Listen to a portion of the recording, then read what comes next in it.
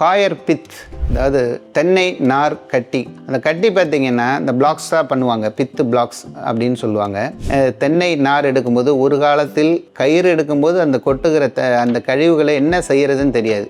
என்ன காரணம்னா அது நிறைய தண்ணீரை எடுத்து வச்சுக்கும். அதில் 80% மாய்ஸ்சர் இருக்கும். அதனால் அது எரிச்சிங்கன்னா எரியாது. அது என்ன செய்கிறது அப்படின்னு தெரியாமல் அந்த இண்டஸ்ட்ரியை ரெட் கேட்டகரியில் வச்சுருந்தது. ஆனால் இன்றைக்கி உலகம் முழுவதும் அந்த க்ரோயிங் மீடியம், செடி வளர்ப்பதற்கான ஒரு மூலப்பொருளாக இன்றைக்கி இந்த காயர் பித் மாறி இருக்குது.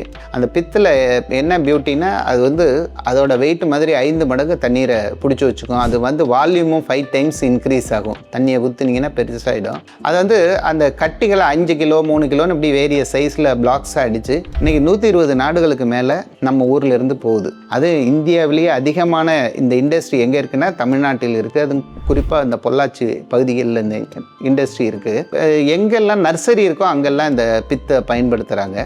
அப்போ என்ன, அது நல்லா சாஃப்டாக இருக்கிறதுனால வேகமாக வளரும், செடி அதனால் வேகமாக வளரும். அடுத்து நீங்கள் தண்ணி ஊற்றும் போது இப்போ டெய்லி தண்ணி ஊற்ற வேண்டியதில்லை, வாரத்துக்கு ஒரு முறை தண்ணி ஊற்றினா போதும். அது தண்ணீரை அந்த பிடிச்சி வச்சுக்கக்கூடிய ஒரு தன்மை இருக்குது. இந்த ஹை ஏசிம்பாங்க, அது லோ ஏசி அதை கன்வெர்ட் பண்ணிட்டா எப்படி நம்ம மண் போட்டு செடி வளர்க்குறோமோ. அப்புறம் இன்றைக்கி மாடி தோட்டம், மொட்டை மாடிக்கு தொப்பி போடுகள் அப்படின்னு ஒரு கான்செப்ட் இருக்குது. இப்போ இங்கே எக்ஸ்னோராவில் ஹோம் எக்ஸ்னோரான்னு ஒரு கான்செப்ட். வீடுகளில் எப்படி இதெல்லாம் பயன்படுத்தலாம், வீட்டுக்கு தேவையான காய்கறிகளை எப்படி உற்பத்தி பண்ணலாம். அதாவது சென்னையில் மட்டும் நாள் ஒன்றிற்கு 20 லட்சம் கீரை கட்டுகள் விற்பனையாகுது.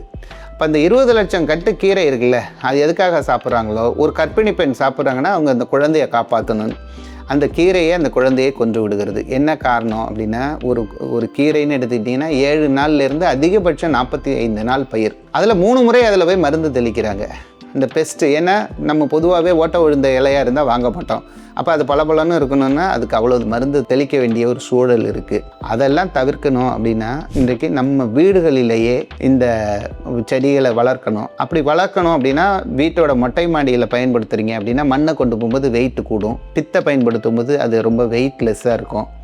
அதுவும் இல்லாமல் இன்றைக்கி வெப்பநிலை ரொம்பவும் உயர்ந்துக்கிட்டே, இப்போ காலநிலை மாற்றத்தால் வெப்பநிலை உயர்கிறது. அது சென்னை மாதிரி நகரங்களில் வீடுகள் நிறைய வர சூழ்நிலையில் வெப்பம் கூடிக்கிட்டே போகுது. அப்போ மொட்டை மாடியில் இது மாதிரி செடிகளை வைக்கும்போது வீட்டுக்கான வெயிலும் குறையும். அடுத்தது நமக்கான நல்ல தரமான உணவு நமக்கு மேலேயே உற்பத்தி ஆகிடுது.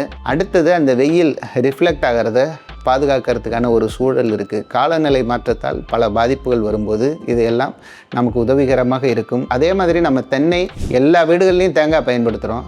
அந்த வருகிற மட்டையையும் அது சுற்றி இருக்கிறவற்றையும் நம் தோட்டத்திலேயே பயன்படுத்தணும்னு சொன்னால், ஏன்னா தண்ணீர் தேவை இன்றைக்கி அதிகமாக இருக்குது. தண்ணீர் சிக்கனம் பண்ணணும் அப்படின்னு சொன்னால் இந்த மாதிரியான பொருட்களை நாம் பயன்படுத்தணும். ஒரு விவசாயத்தின் அடிப்படையான ஒரு முக்கியமான பொருளாக இந்த காயர் பித் இருக்குது. தேங்க்யூ.